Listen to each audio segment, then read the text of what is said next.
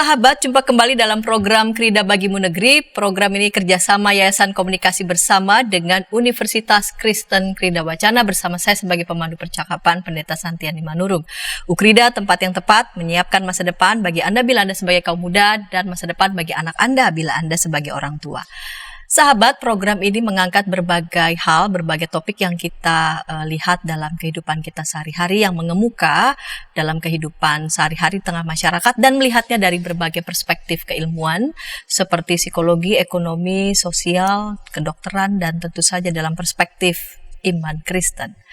Dan pada episode kali ini kita hendak berbincang tentang revenge porn dan kekerasan seksual. Revenge porn dan kekerasan seksual. Ini topik yang menarik sekali. Dan untuk membincang topik ini telah hadir di studio dua narasumber, Ibu Dewi Kumalasari, SSI, MIKOM, dan Ibu Olivia Hadiwirawan, MPSI, psikolog. Bertepatan mereka berdua juga sebagai anggota Satgas PPKS. Salam jumpa, Ibu-ibu. Ya. Salam jumpa, Bu. Salam jumpa juga. Terima kasih sudah mengundang. Pada episode kali ini kami tiga perempuan akan membincang topik yang menarik, ya. Ibu Dewi dan Ibu Olivia ini Satgas PPKS. Ini boleh diberitahu nggak pada para sahabat Satgas PPKS ini apa begitu? Oke, mungkin saya akan mencoba menjelaskan ya. Jadi sesuai dengan peraturan Kementerian Pendidikan dan Kebudayaan nomor 30 tahun 2021 terkait tentang perlunya dibentuk satuan tugas untuk pencegahan dan penanganan kekerasan seksual di perguruan tinggi. Oleh sebab itu, semua universitas di Indonesia wajib memiliki satuan tugas tersebut, PPKS. Jadi, memang udah ada peraturannya dan di setiap universitas wajib mendirikan tim satuan untuk mencegah. Karena banyak sekali marak kasus kekerasan seksual di lingkup pendidikan tinggi gitu.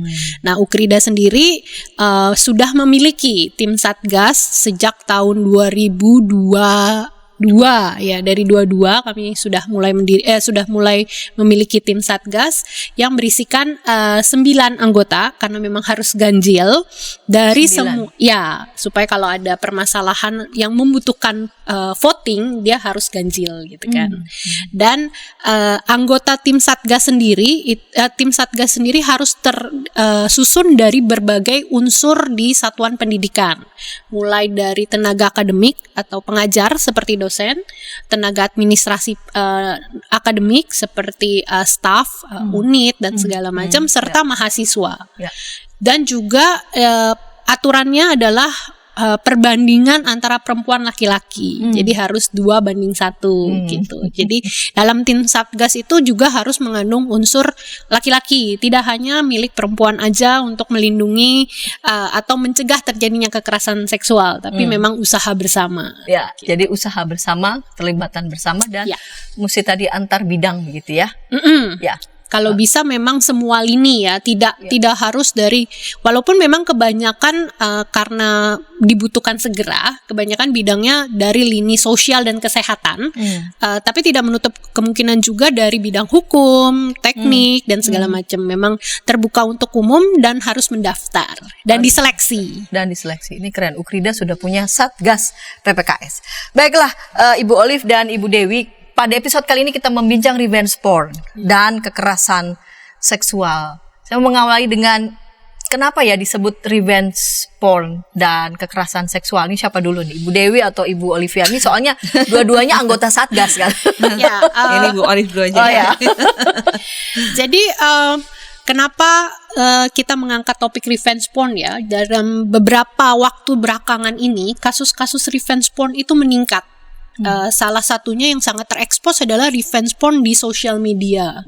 Banyak penyebaran foto-foto yang bernuansa seksual, berkonten seksual atau video dengan konten seksual itu tersebar luas sebagai bentuk ancaman terhadap para korban atau penyintas, kami bilangnya penyintas. Jadi memang si pelaku sengaja mengancam dan mengintimidasi penyintas dengan tujuan untuk membalas entah sakit hati kah, atau juga tujuannya untuk membuat si penyintas itu tetap berada di bawah kuasa pelaku gitu. Jadi memang sekitar 6 bulan terakhir ini banyak sekali di sosial media terblow up beberapa kasus. Yang terbaru ada kasus di Pademangan atau Pandeglang, saya lupa depannya apa gitu, dan sudah dihukum. Jadi pelakunya kena 6 tahun penjara karena dia memang mengancam mantan pacarnya dengan menyebar luaskan konten-konten nuansa seksual. Mereka berdua begitu? Enggak, biasanya kalau revenge porn itu tidak kelihatan pelakunya. Oh, dalam kontennya. Oke, paham. Jadi korbannya memang dengan sengaja begitu ya? Iya, jadi si pelaku merekam, bahkan kalaupun tidak bentuk video, biasanya foto. Tapi hanya yang berisikan pelaku saja. Penyintasnya saja. Jadi tidak ada gambar pelakunya di situ. Nah, itu dipakai untuk mengancam dan mengintimidasi. Nah, ini terus ke blow up sampai masuk ke dalam ranah, karena kita sudah punya undang-undangnya. Undang-undang Tindak Pidana Seksual tahun 2022 nomor 20 itu memang banyak sekali kategori kekerasan seksual, termasuk revenge porn ini bisa ditindak pidanakan, sehingga makanya dengan undang-undang yang baru kasus seperti ini bisa naik sampai ranah hukum. Gitu. Kalau sebelumnya sebelumnya enggak. Karena kalau sebelumnya yang bisa dimasukkan tindak pidana adalah kalau terjadinya perkosaan, atau dengan kata lain ada penyerangan seksual, misalnya penetrasi alat kelamin, itu baru bisa dianggap sebagai bentuk kekerasan seksual. Cuman dengan Permendikbud untuk pendidikan tinggi dan UU TPKS untuk masyarakat umum, skup kekerasan seksual menjadi lebih lebar. Nggak cuman sampai penyerangan seksual atau perkosaan atau penetrasi alat kelamin. Jadi ada beberapa ya, berarti ya jenis kekerasan seksual. Ada berapa ya yang mau disebut bentuknya, dikategorikan, diklasifikasikan bentuk kekerasan seksual, dan akhirnya juga revenge porn itu dimasukkan gitu. Itu juga adalah kekerasan seksual. Ya. Kalau bentuk sebenarnya banyak sekali gitu. Kalau salah satunya di Permen yang kami juga kesulitan untuk bisa melihat bentuk perilakunya adalah misalnya menatap dengan nuansa seksual. Itu juga dikategorikan sebagai jenis atau bentuk kekerasan seksual. Walaupun nanti kalau misalnya ada pelaporan kasus, penyelidikan kasus, itu kan juga akan menjadi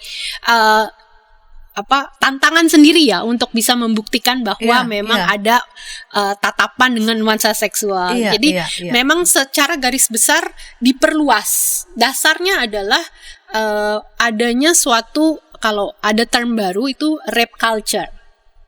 Jadi yang sebenarnya dianggap sebagai segala jenis bentuk kekerasan seksual adalah mulai dari normalisasi kekerasan seksual. Contohnya yang paling umum adalah catcalling. Halo cakep. Iya. Gitu. Kenapa nggak disebut juga halo jelek gitu? Atau sweet. Ya. Mau kemana gitu. Atau juga dalam nuansa candaan, body kamu keren banget deh, kayak gitar Spanyol. Nah, itu juga, itu dasarnya. Jadi sekarang akan dikategorikan sebagai bentuk kekerasan seksual karena di masyarakat banyak nuansa-nuansa kekerasan yang dinormalisasi. Mulai dari paradigma, kalau kecil waktu sekolah gitu kan, dia suka kamu loh dengan cara jambak-jambakin, iseng-isengin. Itu bentuk normalisasi tentang kekerasan yang dianggap normal. Sehingga mulai dari UU TPKS kita mulai mengenali bahwa hal-hal yang dulu dianggap normal itu sebenarnya mengandung unsur kekerasan. Gitu. Jadi dasarnya adalah hal-hal yang kita anggap normal, tapi di dalamnya sebenarnya yang kita anggap normal itu mengandung unsur intimidasi atau menimbulkan ketidaknyamanan bagi para yang mendapatkan. Gitu. Jadi segala garis besarnya kekerasan seksual itu yang merendahkan, menyerang terhadap tubuh, keinginan seksual, fungsi reproduksi, yang memanfaatkan posisi ketidaksetaraan, kerentanan, ketidaksetaraan dan ketergantungan berdasarkan bisa jenis kelamin, gender, suku, politik dan segala macam. Jadi dasar yang dikategorikan kekerasan seksual itu secara singkat adanya ketimpangan relasi kuasa. Yang membuat si penerimanya menjadi tidak nyaman, gitu. Jadi kalau boleh dibilang tuh dikatakan hal-hal yang normalisasi yang dianggap dulu tuh biasa aja. Entah pipinya yang dicolek begitu ya, atau bodimu kayak itu praktek seperti itu dilakukan basisnya gitu ya, karena ada ketimpangan kuasa. Ya, selama karena nggak mungkin saya melakukannya, misalkan saya nggak mungkin melakukan catcalling pada misalkan nih pada Lady Gaga misal loh, Lady Gaga lewat, halo Lady, nggak mungkin gitu ya. Jadi ada kecenderungan dia akan melakukan catcalling pada yang lebih rentan begitu. Ya, kira-kira begitu kan? Benar. Jadi dan makanya penting sekali yang namanya konsen. Misalnya saya dengan Bu Santi, kita kan sebenarnya baru dalam struktur sosial kita bisa dianggap setara. Ya kan, sama-sama sudah dewasa, sama-sama perempuan. Bu Santi misalnya punya fungsi di sosial, masyarakat sosial sebagai pendeta, saya juga sebagai dosen. Ini kan powernya setara sebenarnya. Jadi kalau misalnya kita jabatan tangan atau saya tepuk, itu tidak akan menimbulkan ketidaknyamanan pada dasarnya gitu. Tapi kalau misalnya kalau di lingkungan perguruan tinggi selalu ada posisi yang tidak setara. Itu jelas karena struktur sosial pasti ada posisi tidak setara. Dosen dengan mahasiswa. Makanya jadi rentan. Itu yang dijaga di dalam pendidikan tinggi. Kita tidak menghilangkan ketimpangan relasi kuasa, tapi kita mencegah terjadinya penyalahgunaan relasi kuasa. Misalnya, kamu mau bimbingan sama saya, oke, tapi kamu mengerjakan dulu, bantu saya ngerjakan tugas-tugas ini. Nah, itu sebenarnya udah penyalahgunaan relasi kuasa. Nah, itu di situ disebut juga kekerasan. Nah, kekerasan seksual ketika penyalahgunaan relasi kuasa itu mengandung unsur penyalahgunaan fungsi tubuh atau nuansa yang berkaitan dengan tubuh perempuan, tubuh, alat kelamin, atau rasa emosi dan psikologis. Gitu. Jadi yang dikelompokkan dengan kekerasan seksual ini makin meluas ya? Bukan meluas sih sebenarnya, kalau dulu hanya kalau kita gambarkan seperti piramida, dulu kekerasan seksual itu cuma ujung atasnya. Ketika terjadi eksploitasi, penyerangan, penetrasi alat kelamin. Sekarang kita mulai melihat bahwa kekerasan seksual itu ada di bawah-bawahnya yang lebih, kan kalau piramida bawahnya lebih besar. Dan itu sebenarnya menjadi dasar awal mula kalau diteruskan akan sampai ke ujung. Oke, paham. Gitu. Jadi bukan sengaja memperluas begitu ya. Bukan. Tapi melihat penyebab begitu. Benar. Justru bagian bawahnya yang terjadi sehari-hari di tengah-tengah masyarakat justru yang lebih banyak begitu. Dan kalau itu tidak segera dicegah, diantisipasi dan sebagainya, bisa saja itu makin memuncak lalu kemudian sampai pada penyerangan begitu ya, penyerangan seksual begitu. Dan revenge porn dalam pengertian tadi ya, memakai video begitu, itu pun juga dianggap sebagai bentuk kekerasan seksual. Ya, karena sesudah normalisasi, tahapan berikutnya sebelum sampai eksploitasi adalah merendahkan martabat. Iya kan? Karena kan sebenarnya tujuan mengancam, menyebarluaskan itu kan mau menjatuhkan harkat martabat seseorang di struktur sosial, di dunia sosial. Makanya selalu ancamannya adalah akan disebarluaskan kepada lingkungan pertemanan, lingkungan keluarga, di kampus dan di masyarakat, di lingkungan sosialnya. Gitu. Karena memang tujuannya jelas begitu ya. Benar. Ingin merendahkan, menghancurkan martabat begitu ya, untuk orang yang katakanlah dia memang benci dan dia ingin mengambil keuntungan begitu. Ya, karena naik berikutnya adalah mengambil otonomi individu lainnya. Makanya habis itu naiknya lagi adalah eksploitasi dan penyerangan seksual. Karena itu kan dia sudah mengambil hak orang lain. Nah, makanya kelihatan dasarnya mulai dari awalnya apa yang kita anggap normal, kemudian dia akan bisa bergerak menjadi apa yang kita anggap normal itu sebenarnya merendahkan martabat orang loh. Iya. Habis itu akan naik, semakin kamu sering merendahkan martabat orang, kamu merasa kamu bisa menguasai orang itu, mengambil otonomi individu lain.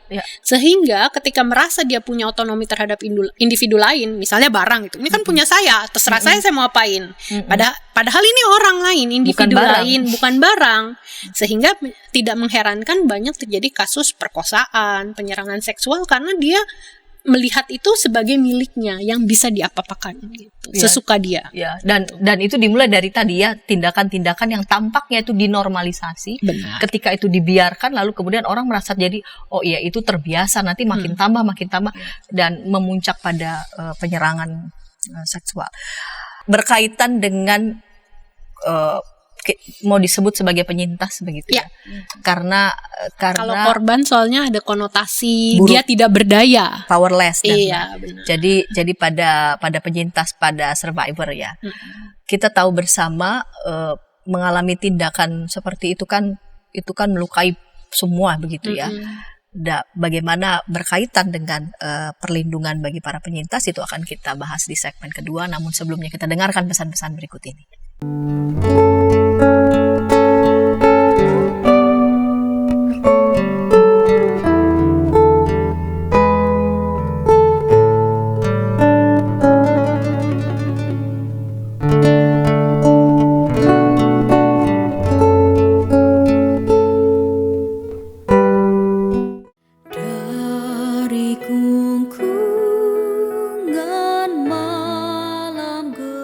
Nyanyikanlah nyanyian baru.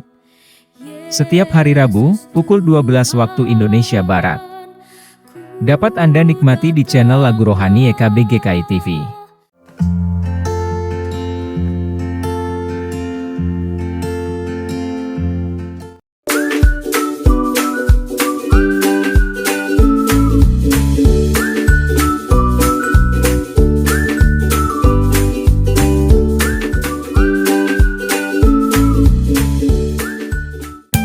Sahabat, mari dukung pelayanan dan pekabaran Injil melalui YKB dengan membagikan link acara ini kepada sebanyak mungkin orang.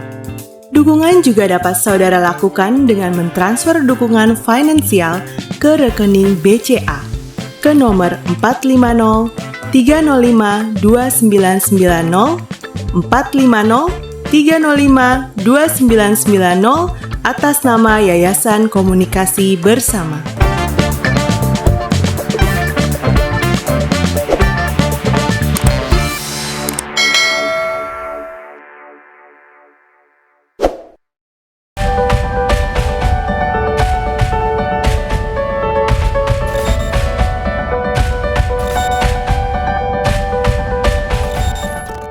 Sahabat, senang masih bersama dengan kami dalam program Krida Bagimu Negeri. Pada episode kali ini kita membincang revenge porn dan kekerasan seksual.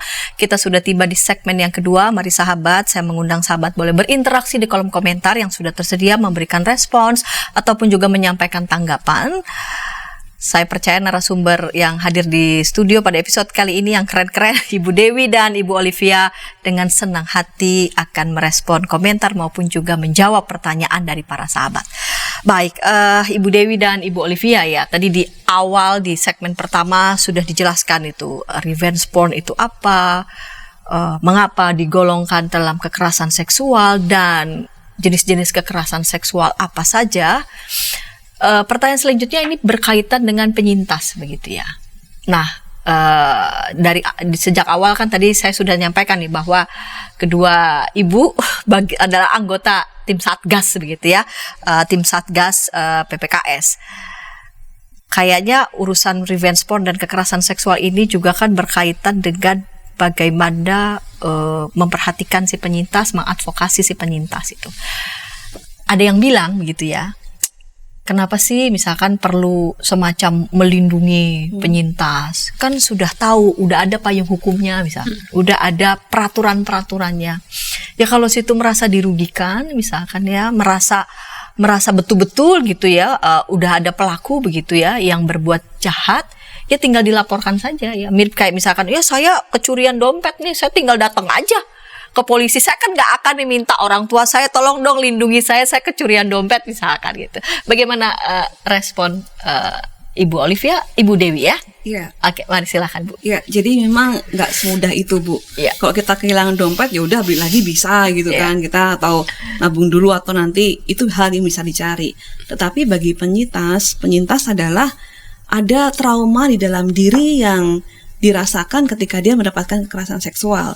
Dan perlu diingat tadi sampaikan bahwa kekerasan seksual adalah kekerasan yang paling sulit untuk mencari bukti.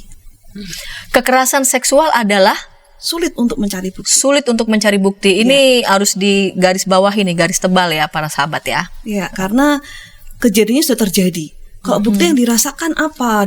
Kalaupun dia berani, dia visum.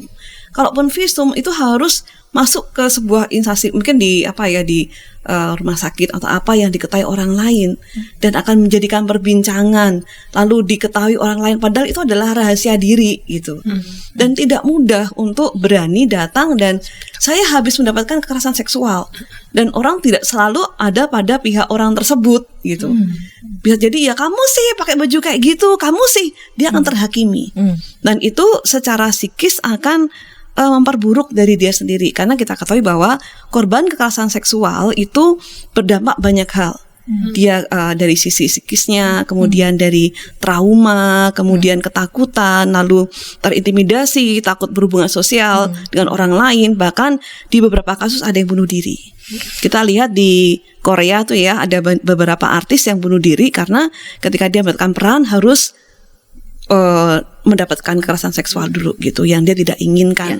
Nah, itu akhirnya ujungnya bunuh diri gitu. Nah, itu yang membuat kita jangan sampai ini terjadi. Jadi perlu dilindungin yang kami pakai. Jadi di Ukrida kami memberikan label untuk yang namanya ruang aman. Ruang aman di mana kita memperhatikan kebutuhan apa yang membuat kamu bisa nyaman, yang membuat kamu bisa terus meneruskan kehidupan ini dengan normal begitu. Misalnya, saya nggak ingin ketemu dengan orang ini lagi. Kita akan dampingi itu supaya ketika ketemu nanti langsung takut. Kemudian ketika kita secara orang kalau trauma bagaimana sih gitu kan? Ada yang berdampak nih Ibu Olive sebagai psikolog ya, berdampak kepada fisik kan, akhirnya jantung berdebar sampai emah dan sebagainya gitu kalau kita ketakutan ya. Nah itu ruang aman ini perlu bagi orang tersebut. Kemudian kita perlu memberikan partisipasi bagi si korban ini. Artinya dia yang memutuskan. Jadi ketika kita yang memutuskan, artinya kita memberikan kekerasan lagi. Memutuskan apa ini? Misalnya, jadi gimana? Kita misalnya wawancara ya, jadi kepada si korban. Jadi bagaimana? Apakah kamu akan terus ditindakkan lanjut hukum atau bagaimana? Biarkan keputusan itu ada pada si penyintas, bukan dari kita. Kamu harus lapor saja. Nah itu kita sudah melakukan kekerasan yang tadi, kekerasan power gitu. Ya jadi biarkan dia sendiri yang memutuskan, karena dengan keputusan yang dia buat, dia akan lebih bertanggung jawab dengan keputusannya, begitu Bu. Tapi bagaimana, kan begini ya, betul itu berkaitan dengan dirinya begitu ya. Dia mengambil keputusan. Tapi kan bisa saja ini misal begitu, keputusannya untuk nggak melanjutkan ke hukum, misal ya pertimbangannya adalah saya malu begitu ya, saya merasa nggak sanggup untuk menghadapi semua proses ini begitu, dan dia mengatakan tidak mau lanjut proses hukum karena ya itu tadi, secara power juga dia merasa ya sangat tertekan gitu. Ya luka kekerasan seksual kan selain juga ada luka fisik ketika serangannya itu ya sangat, tapi juga kan ya itu tadi ya jejak psikisnya itu makan seumur hidup itu ya betul. Beda kalau misalkan ya saya pernah jatuh dari motor tapi ya oke, ada traumatik juga tapi bisa sembuh sampai seumur hidup dan itu rasanya mungkin nggak gitu ya. Tetapi ya itu bagaimana Bu Dewi? Ya, jadi tetap keputusan itu harus dari si penyintas ini. Kalau seandainya tidak masuk ke ranah hukum, bagaimana caranya kita mendampingin dia sehingga untuk berproses dengan memaafkan, pada akhirnya bisa melupakan. Jadi tidak semua kasus harus diproses hukum, begitu Bu. Tidak semua kasus harus diproses secara hukum. Ya. Mengapa begitu? Seperti apa contohnya? Contohnya, Contohnya misalnya gini Bu, pada dasarnya kita ruang aman ini dulu. Ini yang menjadi kunci kita. Ruang aman untuk penyintas. Untuk itu penyintas, dulu ya. ya. Oke. Gini, karena kalau kasus hukum itu dampaknya panjang. Ya, kalau kasus hukum diketahui oleh orang lain. Nah, ketika kita masuk pada kasus hukum, akan semakin banyak orang yang tahu. Nah, itu lukanya akan diketahui oleh banyak orang. Nah, tergantung pada si penyintas ini. Kalau saya mau untuk diproses hukum, ya oke, go ahead, kita dampingi. Gitu ya, kita akan siapkan untuk ke sana, walaupun di proses hukum kita tidak akan masuk di sana karena sudah jalur hukum. Tetapi ketika penyintas mengatakan bahwa saya takut untuk diketahui orang lain, oke, sekali lagi karena ruang aman, jadi kita memberikan haknya otonom pada orang tersebut, penyintas tersebut. Jadi ya yang kita lakukan adalah bagaimana kita bisa mendampingi dia untuk dia bisa proses untuk tadi tuh memaafkan, melupakan, menyembuhkan luka batin, menyembuhkan trauma, itu yang kita lakukan. Gitu, Bu. Jadi concernnya pada penyintas Iya, gitu ya. mungkin saya bisa menambahkan sedikit ya. Tadi kan Pendeta Santi bilang bahwa ya dia merasa tertekan, merasa tidak berdaya dengan prinsip kebutuhan yang terbaik untuk penyintas di dalam konteks PPKS adalah dengan sendirinya kita melatih kembali si penyintas itu merasa berdaya. Kamu bisa memutuskan apa yang terbaik untuk dirimu. Walaupun memang kita sebagai tim bisa aja gitu kan, nggak bisa, ini harus loh, kamu kan merugikan. Tapi selama dia merasa dia belum siap, ketika kita memaksakan, ya tadi Ibu Dewi bilang, kita menambah kekerasan lagi, Menambah tekanan dan kekerasan benar, lagi, ya. yang harusnya kamu begini, harusnya begitu. Biarkan dia siap dengan waktunya sendiri. Mengambil waktu. Ya, dan tidak semuanya harus dimasukkan ke dalam ranah hukum karena kebutuhan terbaik untuk penyintas. Seringkali yang terjadi problematik ketika masuk ke dalam ranah hukum, ke blow up kasusnya, lebih perhatian akan banyak tertuju kepada pelaku. Ya, betul. Karena kan akan fokus, ini pelaku harus dihukum dan segala macam gitu kan. Penyintas ini semakin terpinggirkan. Narasinya, kebutuhannya, jadi tidak terfasilitasi semuanya ketika ke hukum. Ketika si penyintas tahu dia mau membawa ke hukum, itu karena dia membutuhkan restitusi. Istilahnya restitusi adalah harga yang harus dibayarkan sesuai dengan penderitaan yang dialami oleh si penyintas. Kalau bagi penyintas ketika terblow up kasus sampai semua kan dengan medsos ya semua orang tahu, itu tidak sebanding dengan harga yang harus dibayarkan oleh penderitaan saya. Jadi si penyintas sendiri bisa memilih, tidak, saya mau dia mendapatkan harga yang harus dibayar, misalnya di DO kah gitu kah, itu saja sudah cukup gitu kah, atau saya tidak harus bertemu dengan dia lagi sepanjang saya, misalnya kalau konteks pendidikan tinggi, sepanjang saya berkuliah. Itu sudah cukup, dan itu memunculkan kembali rasa empowerment bagi penyintas. Itu kalau hukum seringkali karena ranahnya hukum ya akan fokus kepada menghukum si pelaku, tapi tidak berfokus narasi penyintas yang bagaimana dia merasa hukuman itu membuat dia berdaya, itu juga terpinggirkan seringkali. Baiklah. Apa yang membuat begitu ya korban lalu kemudian dia memutuskan begitu untuk tetap bertahan dan menjadi penyintas tuh bisa nyaman begitu untuk apa? Untuk melaporkan bahwa ada tindakan kekerasan yang dialaminya. Ya, yang pasti pertama kita harus punya tim satgas memang. Gitu. Tim satgas adalah tempat di mana saya mendapatkan ruang di mana saya bisa berbicara dengan tenang, dijamin kerahasiaannya, dan di sana saya tidak dihakimi, di sana saya tidak akan mendapatkan diskriminasi karena gender. Nah, itu terpercaya dulu gitu ya, karena kalau kami di kampus sudah ada, tapi kan banyak tempat yang belum mempunyai satgas PPKS gitu kan. Makanya di sini kami juga mengharapkan bahwa akan semakin banyak satgas-satgas yang ada di setiap institusi gitu Bu. Karena itu yang akan membuat kenyamanan bahwa di tempat itu saya nyaman untuk saya berbicara. Nah, jadi ada kenyamanan dari diri, di situ dia itu akan memunculkan orang berani untuk dia melaporkan. Itu sih Bu. Itu prosesnya bagaimana di dalam tim ketika ada korban begitu ya datang untuk melapor, lalu kemudian pertama tadi kan memberikan prinsipnya adalah memberikan ruang aman begitu bagi dirinya berproses, lalu kemudian ini menarik tadi Bu Olivia misalkan kasih contoh, misalkan nih saya nggak mau atau saya mau si pelaku misalkan harus di DO misalkan gitu, tapi kan tetap harus lewat penyelidikan, investigasi, benar, lalu atau ya sudah saya pokoknya saya nggak mau ketemu dia sepanjang saya kuliah, apa dianya dikeluarkan atau si penyintasnya yang dipindahkan, itu prosesnya bagaimana?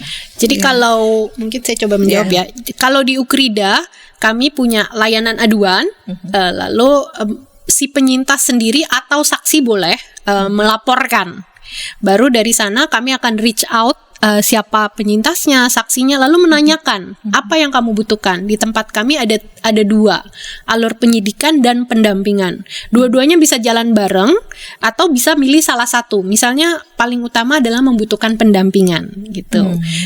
Ketika kita menyampaikan bahwa kita menjelaskan prosedur yang akan dia alami, yang akan dijalani, lalu kemungkinan mitigasi resikonya apa, apakah kamu siap dengan resiko seperti ini. Kalau misalnya penyelidikan, artinya kami misalnya harus memanggil saksi, kami juga harus memanggil terduga pelaku, dan tetap akan ada kerahasiaan. Nah dari situ tim Satgas kalau investigasi akan melakukan penyelidikan secara tertutup gitu untuk menjamin. Satgas yang melakukannya. Ya, sejauh ini karena Ukrida baru tidak ada divisi hukum gitu. Jadi kami memang tim Satgas sendiri juga sebagai investigator di dan beberapa independen ya. Ya, dan independen. Jadi tidak di bawah siapapun.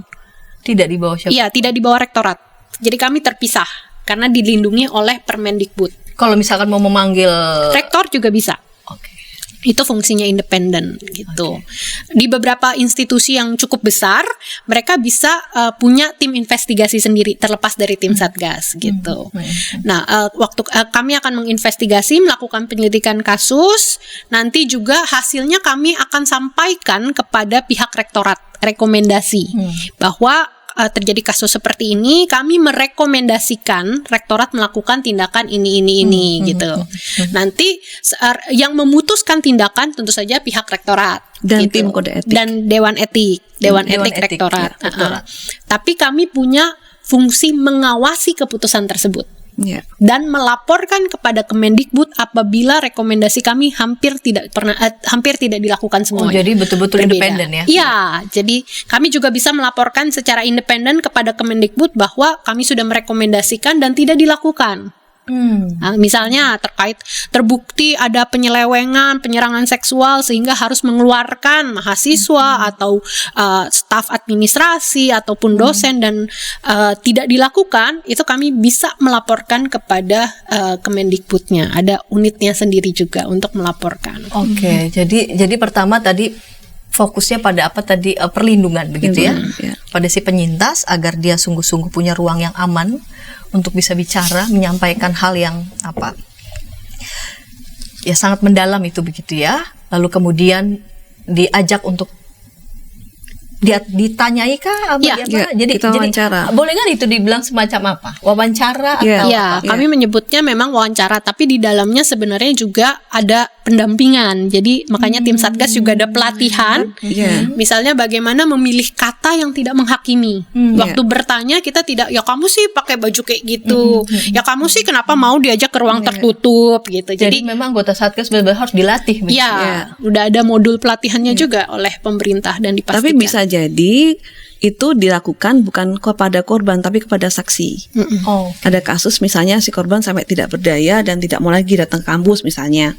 Ya sudah, dengan saksi ini yang diduga terlibat dalam kasus tersebut kita undang, dan juga kita akan undang terduga pelaku. Untuk mensinkronisasi mungkin terduga pelaku setelah kita kumpulkan banyak bukti ya dari beberapa saksi-saksi ini, kemudian kita akan mengundang terduga pelaku, kita wawancarai juga, kita sinkronkan, kalau dibutuhkan lagi investigasi kita lakukan lagi, jika tidak kita akan laporkan kepada rektorat, dan dari situ akan ada muncul nanti rapat dewan etik dengan rektorat memutuskan keputusan gitu Bu. Tapi tadi prinsip pertama adalah berikan ruang aman dulu ya. Ya. Berikan ruang aman, lalu Ya. apakah juga anggota Satgas juga akan mendampingi kah, menemani proses pemulihan, atau itu Benar. nanti akan dipercaya? Enggak, kalau dia si penyintas juga membutuhkan alur pendampingan, nanti tergantung masing-masing institusi. Kami bisa memberikan layanan pendampingan dalam beragam bentuk. Tentu aja ada kerjasama. Misalnya pendampingan secara psikologis, pendampingan kesehatan. Ini yang sangat penting, terutama kalau terjadi sampai sexual assault atau penyerangan seksual. Jadi walaupun kita tidak bisa paksakan, kita harus mendukung bahwa si penyintas itu berani memeriksakan diri fisik. Karena dulu ada pernah kasus yang ditangani oleh Komnas Perempuan, sangat berfokus dalam pemulihan psikologis, tapi lupa ada akibat fisik, luka fisik, sehingga memungkinkan dia akhirnya mengalami kendala secara fisik karena tidak diperiksakan secara segera. Jadi tergantung jenis kasusnya ya. Kalau kami akan mengencourage dan mendampingi proses untuk memberanikan diri untuk memeriksa fisiologisnya aman. Gitu, karena pada kasus beberapa penyerangan seksual itu kan sangat rentan mengalami gangguan secara fisiologis atau secara fisik gitu. Atau ranah misalnya butuh ruang yang Ukrida belum bisa menyediakan, itu adalah rumah aman. Artinya misalnya dia terjadi kekerasan, kami juga menangani misalnya kekerasan selama penyintas atau pelakunya adalah bagian sivitas Ukrida, itu kami tangani. Artinya bila si penyintas mendapatkan kekerasan bukan oleh pelakunya, bukan sivitas Ukrida, kami juga tangani. Misalnya dia mendapatkan kekerasan di lingkungan rumah atau di lingkungan tetangga. Sebenarnya tim Satgas perlu menyediakan rumah aman. Nah, ini biasa kami akan berjejaring karena sulit sekali mendirikan rumah aman. Kalau dia tahu rumah amannya di Ukrida, orang bisa datang. Itu tidak aman. Rumah aman itu harus terselubung. Betul. Tidak boleh ada satupun yang tahu. Iya. Benar, untuk bahkan mencegah mungkin itu. juga orang tua juga. Iya. Benar, jadi kan? itu. Betul. Ya. Baiklah, kita akan lanjutkan ya seru segmen yang ketiga. Namun sebelumnya kita dengarkan pesan-pesan berikut ini. Tanganku dipegang. Injil dalam Melodi. Setiap hari Kamis, pukul 12 waktu Saudara-saudara, Indonesia lagu Barat. yang baru saja saya nyanyikan Dapat Anda adalah nikmati di channel referensi Bedah Lagu sebuah YKB himne GKI berjudul TV. Tenanglah.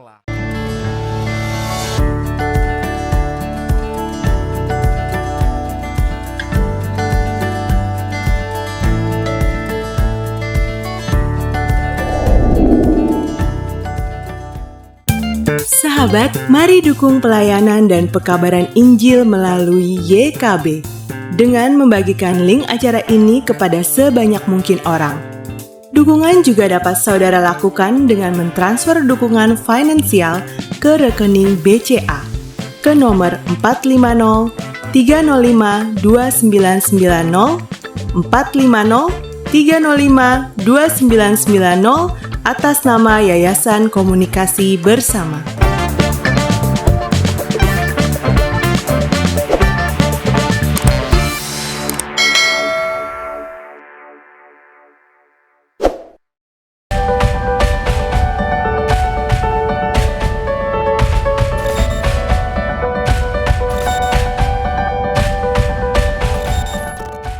Sahabat, senang masih bersama dengan kami dalam program Krida Bagimu Negeri. Pada episode kali ini kita membincang revenge porn dan kekerasan seksual. Kita sudah tiba di segmen ketiga, segmen penutup. Saya mengajak para sahabat boleh berinteraksi di kolom komentar yang sudah tersedia bersama dengan dua narasumber, Ibu Dewi Kumalasari dan Ibu Olivia Hadiwirawan sebagai anggota Satgas PPKS Universitas Kristen Krida Wacana. Betul ya? Kita tiba di segmen ketiga ini, segmen penutup ya. Berkaitan dengan batasan-batasan begitu ya, sampai di mana ya yang disepakati dinilai sebagai kekerasan. Sebetulnya di awal Ibu Olivia sudah mulai mention sedikit gitu ya, tetapi kan ada banyak, kalau diibaratkan tadi kayak piramid begitu ya, untuk kekerasan seksual, penyerangan seksual yang ekstrim, tapi sebetulnya lapisan bawahnya itu besar begitu ya, terutama di lingkungan kerja dan juga badan pendidikan Kristen. Ya, baik. sebenarnya di prosedur operasional dan standar pencegahan penanganan kasus kekerasan seksual di Satuan Pendidikan Kristen, ini yang Kristen ya, pada jenjang PAUD, pendidikan dan sekolah menengah itu sudah jelas sekali dituliskan beberapa secara gamblang ada 22 jenis kekerasan seksual. Nah, ini mereka karena mungkin untuk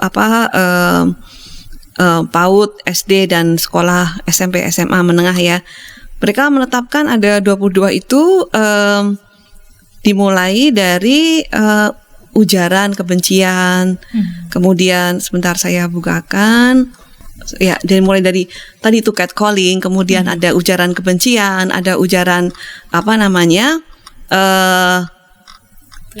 pelecehan dan sebagainya. Nah itu di sana ada semuanya Bu. Jadi sangat detail sekali yang ada, dan itu mengingat bahwa di Indonesia sendiri pada tahun lalu itu ditemukan ada 3.000 kasus.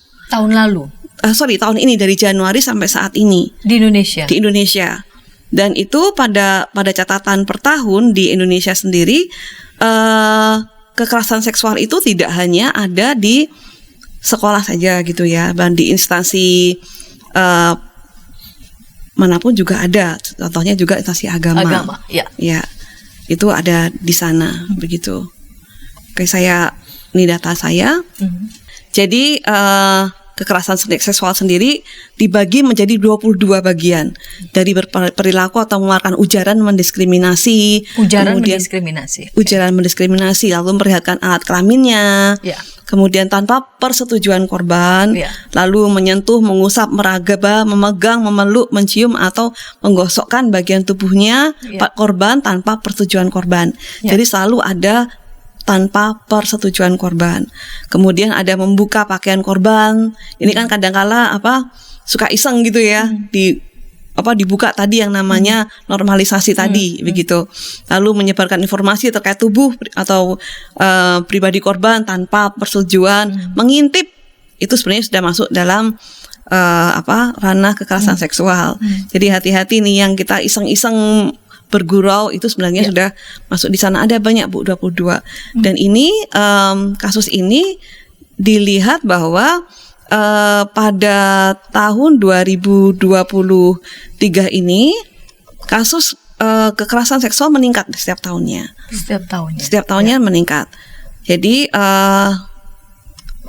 di Indonesia itu pada tahun dari mulai Januari sampai saat ini ada 14.044 kasus. 2.757 kasus kekerasan seksual laki-laki. Jadi laki-laki juga ada yang mendapatkan kasus kekerasan seksual, tapi tetap didominasi oleh perempuan. 12.526 kasus. Dan kasus ini tentu tidak hanya terjadi di ranah pendidikan tapi di instansi keagamaan pun juga sangat tinggi. Gitu, Bu. Menarik, tadi Ibu Dewi sudah menyampaikan tanpa konsen. Sejauh mana sih ketika kita bisa mengatakan ini sudah konsen, sesuai dengan konsen gitu ya? Melibatkan apa saja, apa yang menjadi syarat-syarat begitu ya, ketika kita mengatakan ini sudah sesuai dengan konsen loh, begitu. Yang perlu dipahami dalam konsen adalah konsen itu tidak berlaku seumur hidup. Jadi ketika dalam satu situasi dia menyetujui, saya konsen loh, saya bersedia, lewat pernyataan, utamanya harus lewat pernyataan di bawah kesadaran penuh. Ketika dia konsen pada satu momen, bukan berarti untuk momen-momen berikutnya akan selalu konsen. Jadi konsen itu tidak berlaku seumur hidup. Sehingga apapun yang mau dilakukan selalu meminta konsen di awal, gitu.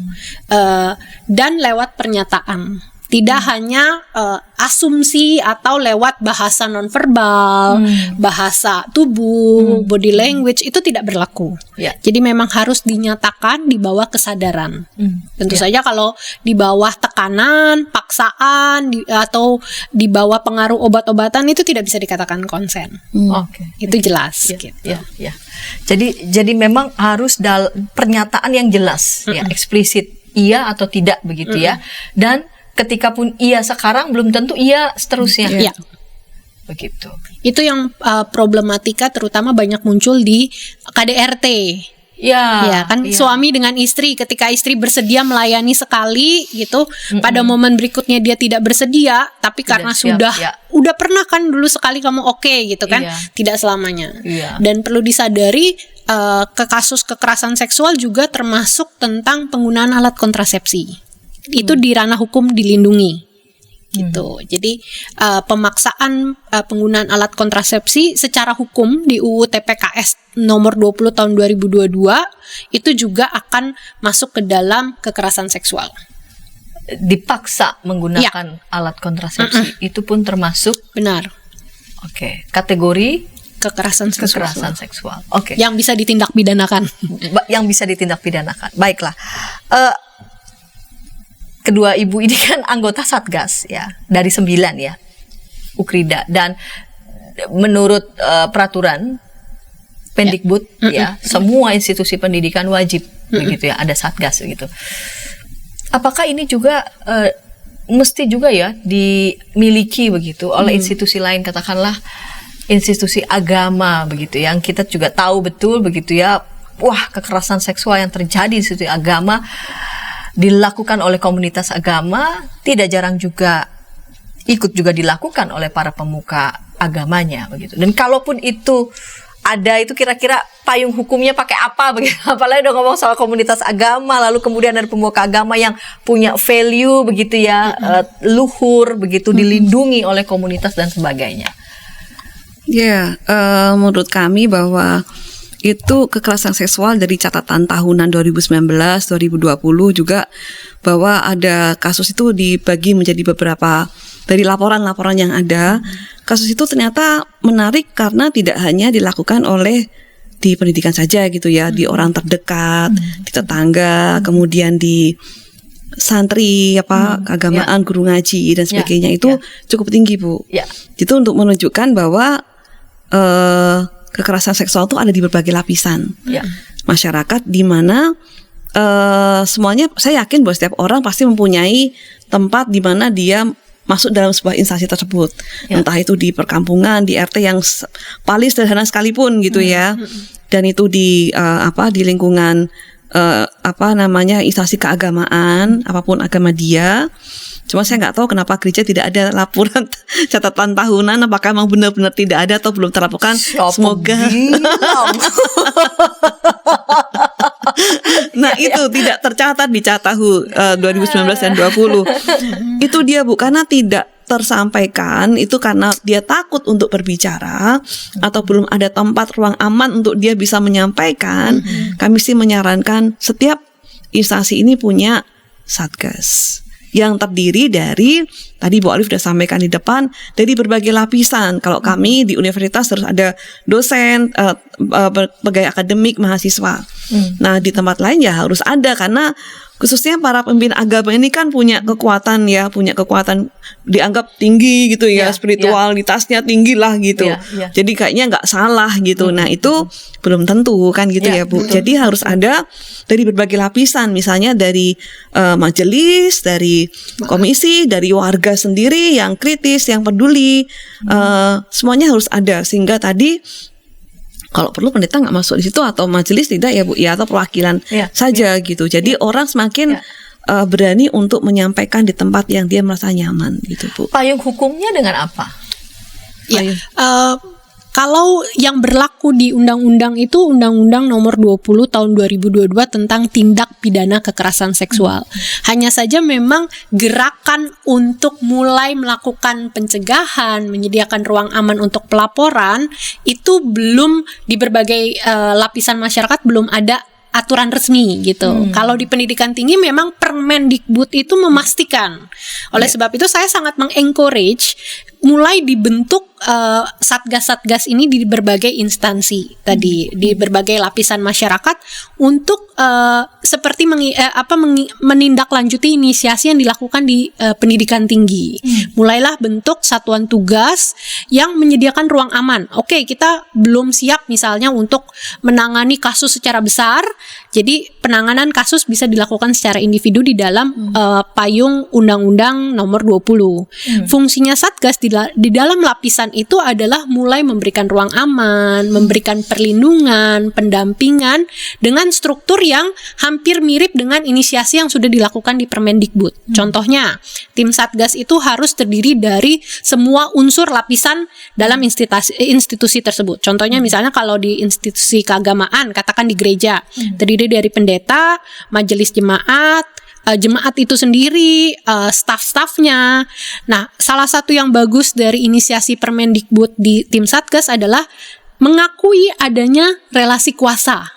Oh. Benar. Jadi institusi keagamaan jelas ada relasi kuasa. Contohnya antara pendeta dengan jemaat atau jemaat dengan staf yang lain, jemaat atau guru sekolah minggu dengan anak sekolah minggu. Kita harus mengakui adanya struktur relasi kuasa.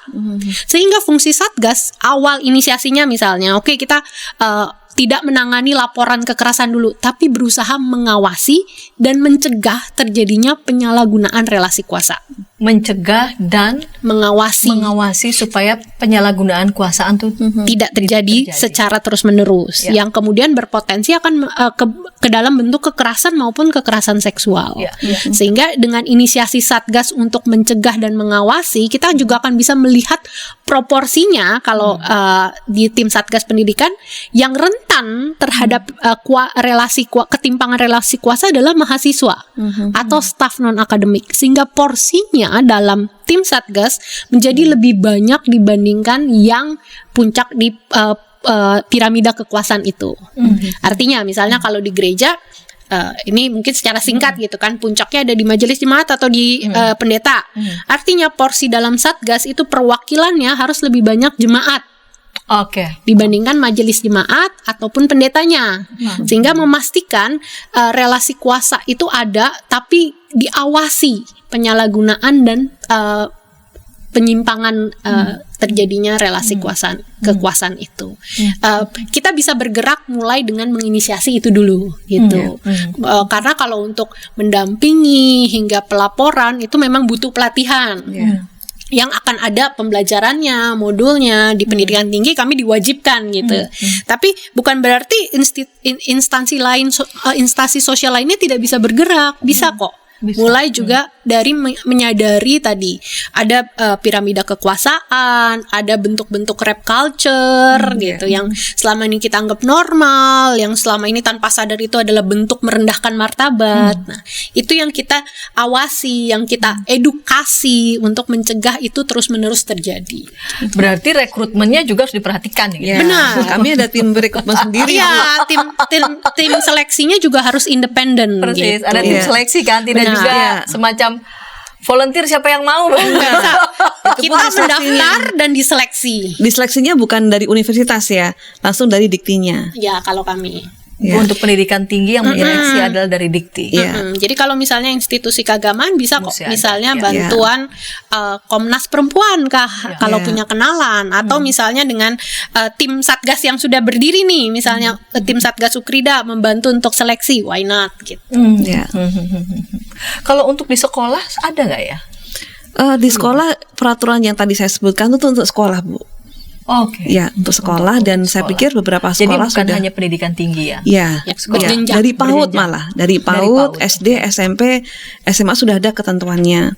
Jadi sudah ada, cuman kita tidak tahu, kita tidak monitor, bukan mencari tahu apakah sudah harus berjalan dan sebagainya, belum tahu. Tapi peraturan ini sudah ada. Iya. Gitu. Iya.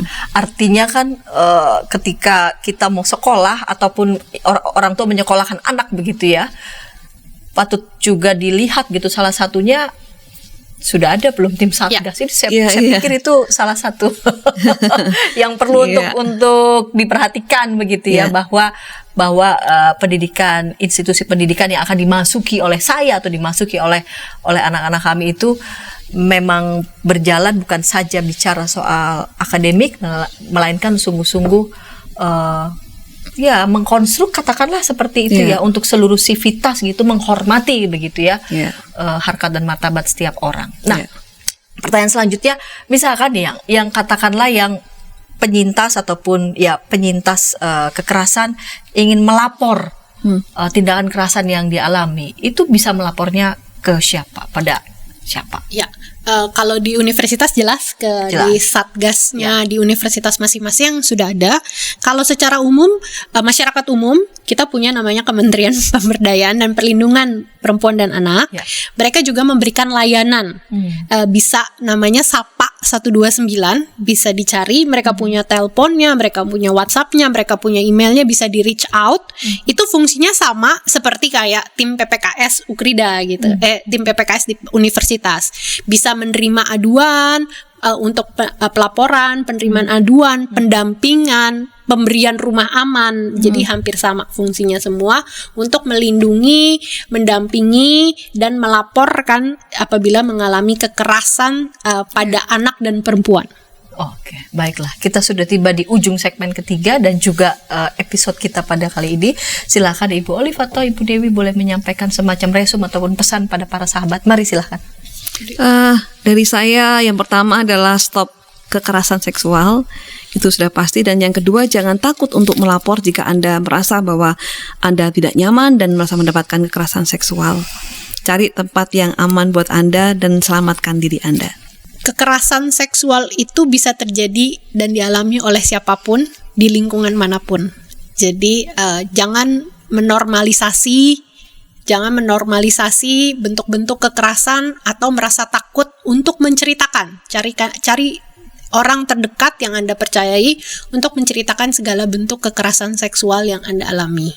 Baiklah, para sahabat, ketika para sahabat katakanlah didatangi begitu ya oleh orang-orang yang mengalami kekerasan seksual, jadilah sahabat dan teman bagi mereka. Janganlah hakimi mereka dengan berbagai macam tuduhan-tuduhan atau asumsi-asumsi yang justru akan makin memperberat kehidupan mereka, apalagi proses pemulihan mereka. Dan bagi para sahabat dan pemirsa yang saat ini sedang bergulat untuk pengalaman-pengalaman kekerasan seksual yang pernah dialami, Mazmur 147 ayat 3, ia menyembuhkan orang-orang yang patah hati dan membalut luka-luka mereka. Di Alkitab juga begitu banyak peristiwa kekerasan seksual, kejahatan seksual, dan itu di Tuhan sangat tidak suka ya. Pada kejahatan seksual kita ingat peristiwa Amnon dan Tamar dan peristiwa yang lainnya, dan itu menimbulkan luka yang teramat dalam. Karena itu hentikan dan hormati setiap manusia, hormati setiap individu mereka siapapun itu yang ada di tengah-tengah kita. Kita jumpa di pekan depan dengan topik-topik menarik lainnya dalam program Krida Bagimu Negeri. Sampai jumpa.